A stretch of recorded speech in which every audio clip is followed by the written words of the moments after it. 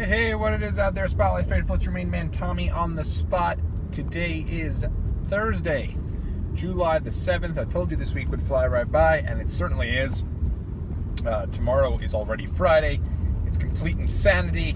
We're getting ready for a huge wrestling weekend, and a huge wrestling weekend on this YouTube page, by the way, because of the fact that tonight, if you guys are into unboxing, I believe the latest edition of the WWE Slam Crate has arrived at La Casa de Tommy on the spot. So I got to hook up with my boy Deej, and we got to break it down for you, open everything up. That'll probably be on the page. Let's be realistic, some point tomorrow. I'd love to say tonight, but if it's tonight, it'll be a surprise. More likely tomorrow, though. Also tomorrow, we will be breaking down Great Balls of Fire, which is going to be a huge show this weekend for WWE. I'm really stoked for that. Tomorrow, we'll break all of that down. But today, I wanted to chat with all of you guys about all things the big John Cena promo from yesterday. But before I get there, I did want to mention to you guys, I know there's a lot of different wrestling podcasts out there, a lot of really, really good ones. If you're like me, you'll wait for the Friday noon main event, the Conrad Thompson, Bruce Pritchard variety, Something to Wrestle With. That is one of my favorites. I almost said it in the Dusty Rhodes voice, which I feel like you have to do if you're going to talk about Something to Wrestle With. That's a great podcast. If you know me, though, for a while, I've been listening to the Lapsed Fan Wrestling podcast. Mentioned it a few times on thedailyspotlight.com, how much I thoroughly enjoy this podcast. It is a hoot, so to speak, and really they do a great job in breaking down the minutia that is a particular WWE show, and do so in a really funny, humorous, kind of lighthearted way, which sometimes, you know, we all take wrestling a little too seriously, and I think they do a really good job in kind of breaking things down and getting you to laugh at some of the more ridiculous pieces of wrestling history. They've done it all with all the WrestleManias, they've done it with all the Starrcades, and they've done a really, really good job. But this past week, this is essential podcast listening. The Lapsed Fan Wrestling podcast broke down the 10-year anniversary of the Chris Benoit murder-suicide ordeal that has actually been 10 years, which is crazy. They broke down the entire thing. They have 3 pieces of this podcast, in total over 11 hours. I know sounds like a lot.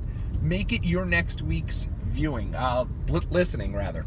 If you're a commuter or you work and you get to wear your earbuds while you work, make sure you tune into the Lapsed Fan Wrestling podcast. I'm telling you right now, they did an awesome job. On the first piece of this, they just broke down everything related to the Benoit double murder suicide ordeal. Then the next piece was, wrestling fans' reflections on this, and then the third piece was the actual tribute show. And I remember a good amount of this stuff that took place back when Benoit had, unfortunately, the whole ordeal happened with Benoit. I remember going out and getting that Ring of Hell book, which was so silly. But they revealed a ton of stuff that I didn't even know. If you want to know how much WWE knew about it prior to that big special, which is always the big thing for me, was how much WWE knew whether or not Benoit did the double murder suicide when they did the tribute show. And I remember my father, when I was getting ready to watch that show, actually telling me, "Hey, you sure Benoit didn't actually do this and kill his family and himself?" And I thought it was so ludicrous. And then, of course, the late local news right after that tribute show, all the news comes out that it was him who did it, and just complete craziness. And so to be able to kind of relive that, and I realize it's a little dark, Lapsed Fan does it justice. They do such a good job. Go out of your way to download that podcast. It's available on iTunes, Spotify, whatever which way you find your podcast, you can find the Lapsed Fan. I'm telling you, you will not regret it. Go ahead and listen to that. But I wanted to kind of dedicate the end of this podcast to John Cena's return promo. Obviously, John Cena now is going to be on Raw and Smackdown. Maximizing the amount of time he's on television makes sense. He's the biggest star in WWE. He matters quite a bit when he's on the show. I know there's a lot of people who, isn't Cena coming back on the 4th of July? And they set their DVRs for it.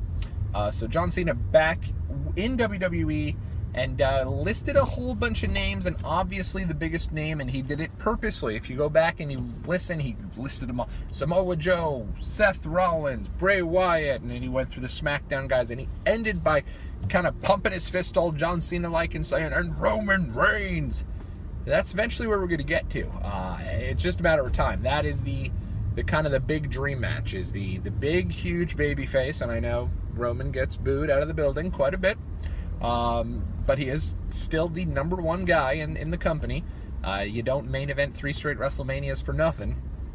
Going up against the former guy, or the guy who was the big star, who's still there, but obviously, you know, is more part-time now, and good for him. He's part-time based upon the fact that he's starting to get more and more roles. And this match is going to happen at somewhere down the line. Now, I know the rumors were that they were going to hold off and do Brock Lesnar and Roman Reigns at WrestleMania next year, kind of the 3 years in the making rematch, if you will. But now it kind of looks like maybe that match has been bumped up. Maybe that match is going to be happening at SummerSlam. I know that, you know, being a Wrestling Observer newsletter reader, I kind of am able to, you know, I've been seeing Dave Meltzer kind of break this stuff down, and it seems like the plans for SummerSlam have changed, and they're no longer going to be the original Braun Strowman, Brock Lesnar rumored main event, but instead now might actually be Roman Reigns versus Brock Lesnar, which would then open up WrestleMania, and maybe that's when you do John Cena and Roman Reigns. Whenever they do it, it's going to be a big deal, and I think it's going to be a really good match. Both these guys, let's be honest here, I know a lot of us boo Roman Reigns. I personally don't really boo Roman Reigns, but Roman's had some great matches through the years, and it's not only the other guy in the ring, and he consistently does get better time in and time out. And John Cena, I mean, he's just coming off some great matches with AJ Styles. He's coming off that entire U.S. title run. When they do this match, it should absolutely be the main event of whatever show they decide to put it on. And I really think that might be our WrestleMania main event back in New Orleans. I'd say if the unlikely event of The Undertaker coming out of retirement, which I don't necessarily think we need, then I think it's going to be John Cena versus Roman Reigns. I think it's going to be a friggin' huge deal.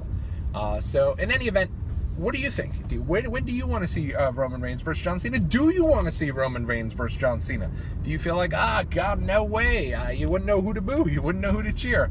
But I think the next big mega babyface match is going to be John Cena and Roman Reigns. It's going to happen at some point, and I'm going to predict that is our main event for WrestleMania 30. Is it 34 now? Good God almighty, 34. So we'll have to wait and see. But obviously this is going to be a lot of fun. It all kicks off this weekend with Great Balls of Fire. We'll break that down tomorrow. And until next time, everybody, you take care. Have a very nice evening.